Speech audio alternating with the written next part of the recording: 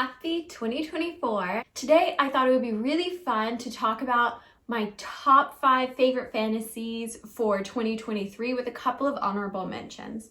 So 2023 was actually kind of like a mixed bag for me, where I found some of my new favorite series, but at the same time I also had some real duds of reads.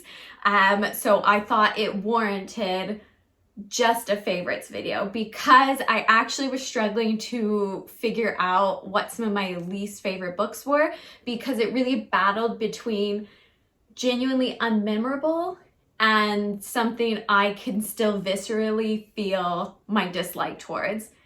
And that's kind of hard to determine for me which is worse, to be perfectly honest. But one thing that stands above the cut is my favorites, where I was glancing at my shelves and just grabbing them. It was an easy top 5 this year with a couple of honorable mentions.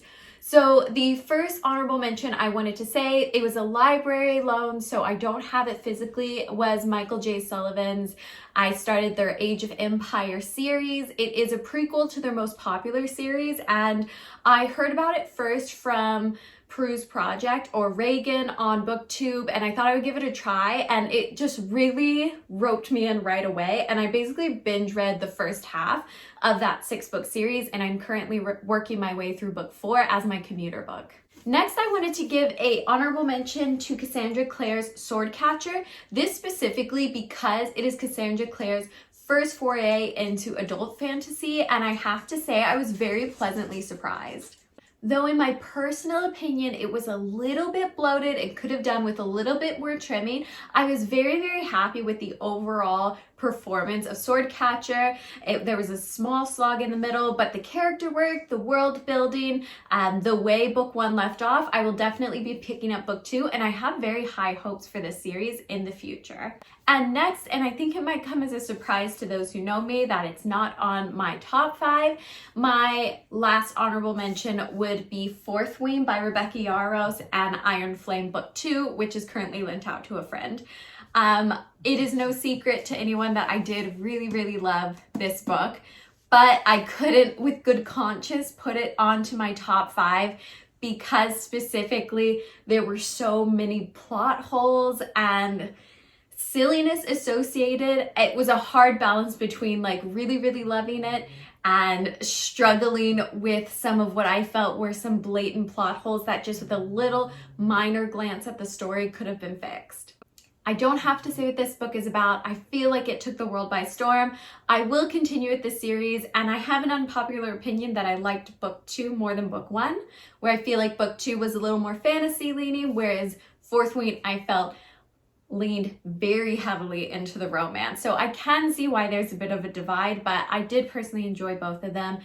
Similar to Fast Food, it was a quick read. I think I read it in a total of like 2 days, maybe a day. It was right before my Toronto trip where I was just trying to pass the time before I saw one of my best friends who lives on the West Coast and I live on the East Coast. So it did what it had to do, and I'm very happy with it. But unfortunately, because of those very, very blatant plot holes, I have to put it on an honorable mention. And now I'm so excited to share with you my top 5 fantasy reads for the year 2023. First and foremost, I have to share book 3 in the series because unfortunately I only have book 1 as an ebook, but that is the Faithful and the Fallen series by John Gwynne. So in the year 2022, I fell in love, or maybe it was 2021 because I got an arc for it. I fell in love with their Hunger of the Gods series, and I really fell in love with their writing style. They were so compulsively readable. Their world building was just flawless and seamless, and the characters, though a little bit cardboard cutouty, I did really, really love. And I was very happy to kind of spontaneously buy Malice, which is book 1 in the series, on my Kobo. I saw it for like 99 cents and I was like, I should just pick this up. And I just stumbled into this series and I haven't fallen out of it yet, where basically every other week or every 2 weeks, I'm picking up the next book in the series, and I'm loving it. It is a very, very traditional fantasy, and I think people should know that going in. It is a classic tale of good versus evil, and if you're in it for a fun time and a good joyride, you're gonna really enjoy this series. But it does lean heavily into some fantasy tropes. It's not exactly breaking any boundaries as of book 3 out of 4 right now, but my love for this series hasn't waned just yet. But specifically, Valor Book 2 was a standout for me, but I did have to put The Faithful and the Fallen series for my favorite fantasies of 2023. I do want to say as well, there is a method to my madness where that landed number 5 out of 5, and we're going to rank all the way up to the best, but the best is tied. 1 and 2 are first place for me. Next, I have Godkiller by Hannah Kaner.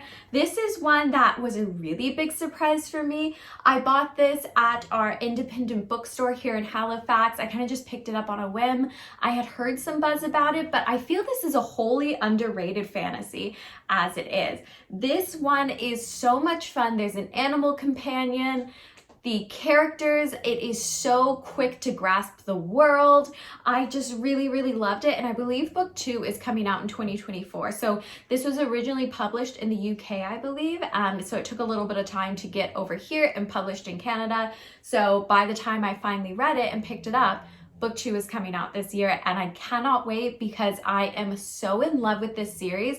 I was literally pushing it into everybody and anybody's hands who was looking for a recommendation, because to me, for a fantasy to be less than 300 pages, and this is about 277, I just think it was done so well. It didn't feel like anything was missing. Sure, you wind up craving more, but not in a way that it feels like you're left wanting with the story, but just in a way that feels like the author gave you just enough that you want to keep going. And I will say, in terms of like if you're in a reading slump or having trouble finishing those 600, 700, 1,000 page tomes of fantasy, this is really one I would suggest to kind of break up that monotony that can sometimes happen when you get into that fantasy slog of huge reads at a time. Next, and this was very, very close to having a 3-way tie for my favorite book of the year, I have to put The Fragile Threads of Power by V.E. Schwab. This is the continuation series after their Darker Shade of Magic trilogy, and it was so nice to fall back into this world. I was a little bit hesitant because it's been so many years since we've read from the Darker Shades of Magic world. I was a little bit scared that maybe it wasn't all I remembered it to be. Maybe I wouldn't love it as much as I did when I first picked it up. And V.E. Schwab did not disappoint. They are quickly and fastly turning into one of my favorite modern day fantasy authors, and for good reason. I just feel like everything they put out is so intentional. It's so filled with heart in every story. Like, I feel like there was a story to be told here rather than a series continuing for the sake of a series continuing. And I can't talk about the plot too much without giving away Darker Shades of Magic, but I will say I was so happy with this. I'm very excited to reread the Darker Shade of Magic trilogy this year as like a commuter book to work and kind of rediscover that world. And I'm really confident after reading this one that it will not let me down, and I fully intend to love it as much as the first time I picked it up. It was so good.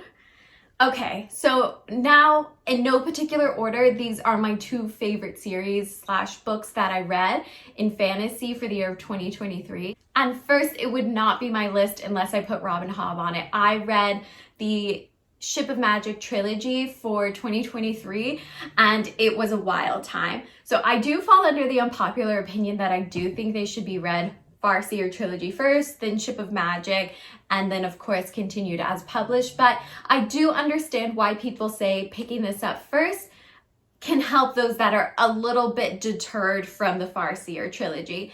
There was everything you could wish for in a sort of pirate fantasy rolled into this series. The politics were amazing. The characters were so hateable and lovable, and they do such terrible things, but by the time they turn morally gray. You're kind of rooting for them to do terrible things, and it doesn't make you like them any less. And the heroes, it's such a tricky term in Robin Hobb's universe, and because no one really is completely good, and those that are kind of trampled in this world. And it was just so addictive and so great. And though I know this particular writing style can be difficult for people to get into, I would suggest the audiobook. Though I haven't read it myself, I recently had 2 separate friends that have seen my reviews, struggled to get into the physical reading, but they both suggested that the audiobook was the way to go for those heavier passages that don't have much dialogue or anything that I know certain people struggle with and can be a little bit daunting. They said it was easy as riding a bike. They really, really enjoyed it, and I would definitely recommend this. And last, my absolute favorite fantasy read of 2023 was The Tyranny of the Faith by Richard Swan. This is book 2 in the Empire of the Wolf trilogy. The last book in this trilogy comes out this year in just about a month. I think it's halfway or at the end of February. And I am going to be at that bookstore the minute it opens, picking up book 3, because this series, I genuinely believe, is one of the most underrated series, I think, floating around the internet. The people who read it are so in love with it, but it is so underpraised. It's insane. Very, very rarely do I find myself falling in love with book 1 of a fantasy series, but then book 2 is doing everything book 1 did right, but ramping it up. And that is exactly what happened in The Tyranny of Faith. And there's an unexpected love story that crops up out of nowhere that I'm also so invested in. The politics are amazing. Basically, we're following the underling / scribe, judge, jury, and executioner in this fantasy world. And it's hard to describe how this fantasy puts you on edge, but essentially because the girl is telling the story, or the young woman is telling the story, we know she's going to get through everything okay. But very quickly in this fantasy world, you learn that nobody but the narrator is safe. So she's taking you through the various injustices and justices that are being served through this justice that she is following. And where it goes from there politically and in terms of character work is just amazing. I really can't recommend this book enough. I don't want to give too much away because of where we go from book 1 to 2 is so vastly different, and all of the stakes are just like, they go from a 2 to a 10 kind of by the end of book 1, but it's really explored in book 2. I really, really recommend it. If you are looking for something just to take over your world, there is no better time to read The Empire of the Wolf, book 1 and 2, before the 3rd one comes out here in February. So that is going to be it for me today. Those are my absolute favorite reads, my standouts for the year of 2023. And I have to say, I have hit the ground running in 2024. I'm loving everything I've been picking up. I'm actually a little bit concerned I might have read my favorite book of the year with my very first book. But because there are so many anticipated releases coming out, including Stormlight 5, I have high hopes that 2024 is going to be an amazing year for reading for me. But that being said, that's all for me today. Thank you so much for watching, and I will see you in my next video.